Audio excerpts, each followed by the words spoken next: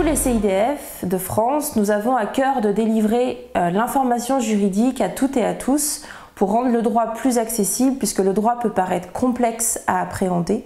Et il est très important pour nous d'apporter une information juridique, quelle qu'elle soit, de façon confidentielle, anonyme et gratuite. L'accès au droit recouvre énormément de domaines, principalement le droit de la famille, les questions de séparation, de garde d'enfants, le droit du travail, les litiges avec l'employeur, les litiges de contrat de travail.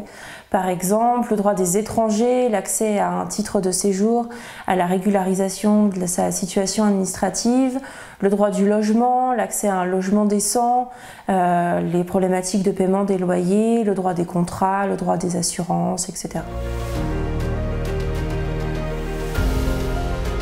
Au CIDFF, nous prenons en compte tous les types de violences et nous accompagnons toutes les femmes, quelles que soient les violences qu'elles subissent. Les violences sexistes et sexuelles peuvent prendre différentes formes, ça va du harcèlement de rue à la remarque sexiste, au viol, à l'agression sexuelle ou aux violences conjugales et intrafamiliales. Ce qu'il faut noter, c'est que toutes les personnes qui travaillent au CIDF sont formés sur les questions des violences sexuelles et sexistes. Vous pourrez rencontrer des professionnels qui seront à votre écoute, qui ne vous jugeront pas et qui vous permettront d'entamer un certain nombre de démarches en fonction de vos besoins et de vos choix. Le service emploi reçoit gratuitement toutes les femmes qui habitent le département concernant leurs questions sur l'emploi, l'insertion professionnelle, l'orientation professionnelle. Et les conseillères emploi sont aussi là pour répondre aux questions pendant le contrat de travail, par exemple pour lever des questions sur l'absentéisme, sur la pause de congé, sur les droits. L'accompagnement à l'emploi que nous pouvons apporter au CIDFF est global et transversal. C'est-à-dire que lorsqu'une femme souhaite bénéficier du BAIE, nous l'accueillons pour lever les freins spécifiques à l'emploi des femmes, tant au niveau social que professionnel. En effet, certains freins périphériques sont liés à la situation sociale des femmes et par conséquent, il faut les lever pour pouvoir aboutir à un projet réaliste et réalisable.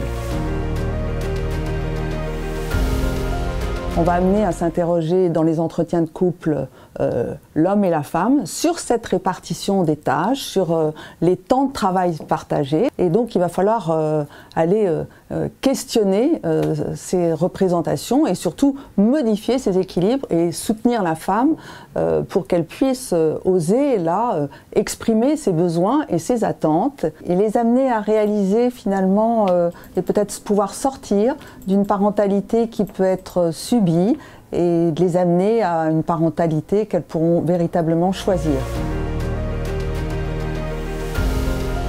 L'approche des CIDF en matière de santé, c'est au-delà de proposer des accompagnements sur les violences sexuelles ou sur les aspects juridiques, c'est vraiment de prendre en compte la personne dans sa globalité et de lui proposer également un accompagnement sur le champ de la santé. Notre rôle, c'est aussi de pouvoir orienter vers les structures de proximité qui vont pouvoir permettre d'accompagner les personnes de manière plus approfondie par la suite.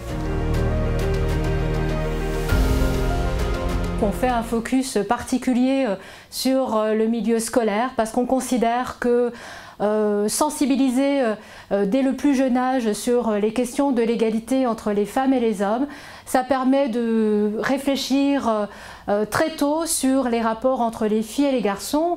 Et plus on est sur des rapports égalitaires entre les filles et les garçons, et moins il y a de violences dans notre société. Nous sommes convaincus que pour lutter contre les violences sexistes et sexuelles et pour aller vers l'égalité femmes-hommes, il est nécessaire dès le plus jeune âge de faire de la prévention par le biais de séances de sensibilisation, notamment dans les établissements scolaires. Il s'agit pour ça de travailler sur l'égalité femmes-hommes, les rapports filles-garçons, mais aussi la gestion des émotions et de commencer dès à présent à travailler sur les premières relations amoureuses et d'expliciter ce qui est une relation saine et sans contrainte et égalitaire et des relations qui vont vers des violences et notamment des premières violences.